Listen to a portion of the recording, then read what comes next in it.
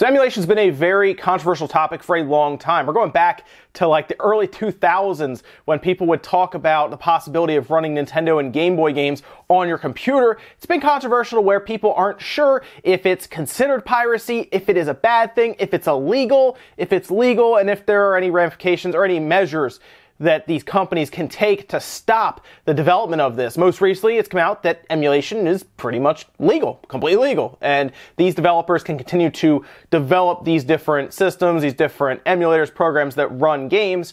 While they don't provide the games, they are allowed to sit down and just program and reverse engineer any one system and give you the means to run your backups, or I guess in this case, in a lot of cases, piracy does follow these things, and that's one of the reasons a lot of people don't like emulation. But today on Twitter, an interesting announcement came out from the team, or the Citra team, I should say, that is behind the 3DS emulator, the Citra 3DS emulator, and that is that a Switch emulator is now in the works, and it's titled Yuzu. Now, there's no real information out there yet other than that they are working on it currently, but this has thrown a lot of fans into kind of panic, concern even, and I'm going to talk to you a little bit about it because the one thing I will tell you, there's no real concern about this, and it's probably not going to affect any sales at all. It's more looking like, to me, more of a fun little project they're going to be doing. And if Citra has told us anything, if they announce it today, it might not be ready for another 5 years. Now you might be asking, what is the Citra 3DS emulator? Well, it's an emulator that's completely open source, worked on by a bunch of people who are pretty much doing it in their free time.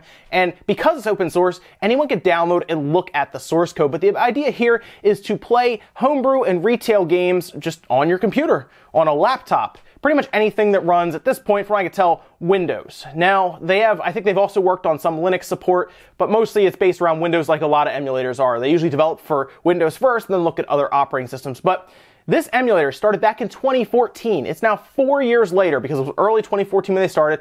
It's now 4 years later, and it's still not finished, and it probably won't ever be finished, to be honest. They'll continue making improvements. At this time, they can't even run Pokemon X and Y on it because, well, they don't know why. That's actually something they say in one of their documentations. We don't know why it won't run. Now, they do have a compatibility list, and a lot of the games do work, but they work to varying degrees. There are some that get you to the title menu, and there are some that don't. There's some that boot up to just a black screen, and then others that run perfectly, some with slowdown, some with graphical glitches. It's a mixed bag completely. So it's far from perfect, and like I said, because it's an open source, because it's something that's more of a volunteer job, there's really no way they'll probably ever finish it because they can't devote 100% of their time to it. I would classify the Citra 3DS emulator as more of a hobby project for them, and I think the Switch emulator will be as well. But where a lot of controversy has started up now is that some emulators now, specifically there's one really good example that people are torn on right now, and that's the Cemu emulator. I'm going to give you a good reason why there's a very, very contrasting difference between the Citra emulator and probably what this Yuzu emulator will be and the Cemu emulator. So you probably know by now that there is a Wii U emulator by the name of Cemu. It's made the rounds, massive support online and Patreon because it's getting some pretty good compatibility. Like, people are already playing things like Breath of the Wild at 4K, at 1080p 60 frames, kind of messes with the animation, but it's there. It runs well, and people are even doing 8K for something like Mario Kart. But there are a few red flags around this that people point out all the time. The first one being, it's not open source, it's closed source. Some people say it's closed source because, well, they don't want people to take their code and then use it for another emulator that then they can just put out for free or sell. Emulators aren't supposed to be, you're not supposed to be charging for emulators. You can just download Cemu whenever you want for free. They're supported through Patreon. They actually get over $16,000 right now to work on this emulator. It was over 20 at one point. It's kind of been winding down since they've been getting most of the features figured out, and things like Breath of the Wild work great at this point. You can load it up on your computer and play it. But it's a little odd that it's supported through a Patreon, where something like Citra's 3DS, I believe, is just donation-based or just them volunteering. The other thing that's very telling, okay, and this is where emulation is legal and where it can become illegal. It's closed source, which means you cannot download and look at the code. Why is that a problem? You might be asking, what's the big deal? It's their program, they want to keep it closed up. Well, the controversy and really the mystery around this emulator is they got this thing working very, very fast, like extremely fast. And Wii U SDKs are out there, meaning they can look at the code that Nintendo has made themselves, proprietary code. It could be in this emulator. And I'm actually a little shocked Nintendo has not followed through on this, but because the Wii U is pretty much dead to Nintendo. They really don't care as much about it. They might not really want to pursue that at this time. They're not really releasing games for it at this point. It's all about the Switch. In fact, this is one of the ways that Dolphin pretty much avoided all legal troubles despite developing during the Wii's lifetime, something we might see with the Switch here with Yuzu. Because it was open source, Nintendo could look at it whenever they wanted, anyone could download it, and they can see, oh, they're not using our code, they're using their own code to reverse engineer the system.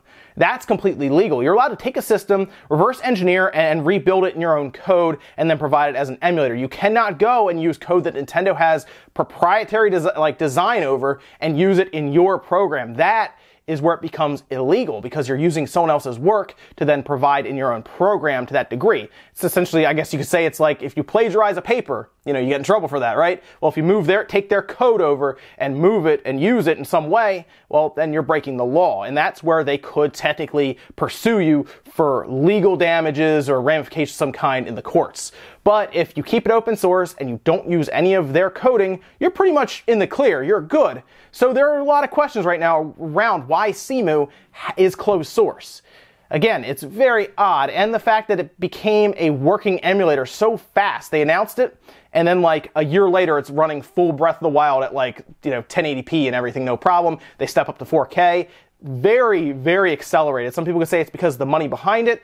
I don't know. It seems like that'd be very difficult when we barely knew anything about the Wii U in the first place. People still argue to this day about the hardware inside of it. So we'll probably never know if Cemu actually used code from Nintendo's Wii U SDKs unless they eventually release it, especially when the system is winding down, or at least their emulator is, their support. Maybe they release it. Although if it is using that code, they probably never will, because why would you want to put yourself into legal trouble? Nintendo could possibly pursue that Patreon even. We saw it with Sega simply pursuing, remember this, a PS3 emulator, because it gave people the ability to play something like Persona on their computer. They, of course, got smacked down for that because you can't do that, obviously, as we found out. So that really didn't work out for Sega, and that's one of the ways that we've had it upheld. They use their own code. It just happens to run Persona. Sorry, they did remove all of their IPs from their website because they did have Persona pictures and stuff on it, right? Not anymore. That's something you can go after them for. So as long as something like Yuzu keeps their website plain and they talk about how you're not supposed to use this for piracy, it's probably going to be fine. In fact, if you look at the Citra emulator, there's a lot of steps you have to go through to get a game to work on it in the first place. For example, you need a 3DS yourself that is already ready to run unsigned code, which is most of them at this point.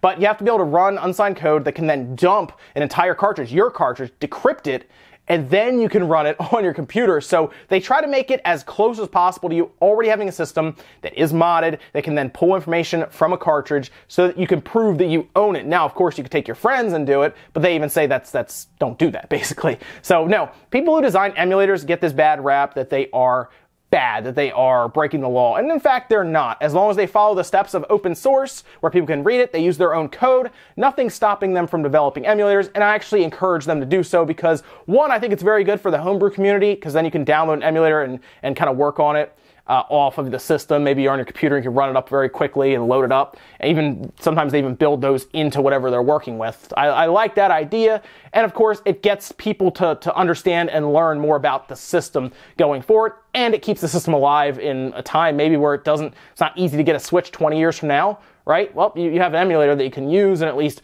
play some games on, but we'll see. We'll see what happens here. I just want to know if it's going to follow all the same protocols, I assume so, of Citra, and then how fast the development takes, because we're still 4 years in to this 3DS one, and it still doesn't work that well, to be honest. It's not the best when it comes to actually emulating games. So I wouldn't expect the Switch version to be done for 4 or 5 years at this point.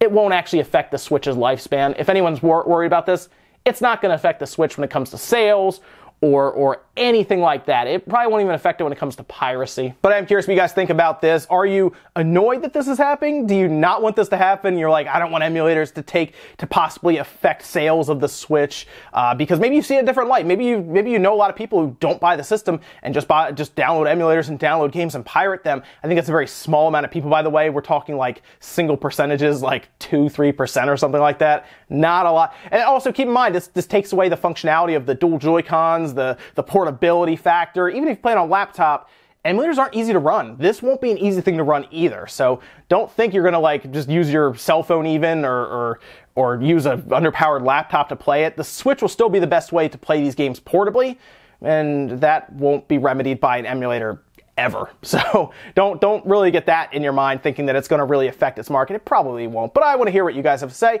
Thank you so much for watching, guys. You've been subscribing a lot. We're actually getting closer and closer to 80,000 subscribers, which has been a goal for a while in January, probably more so in February, but I appreciate it. If you're new here, consider subscribing. Do a lot of game news and everything. And of course, like the video. If you enjoyed this look into the emulation world, and if this is something you should worry about, I don't think it is. Thanks, guys, for watching. I'll see you next time.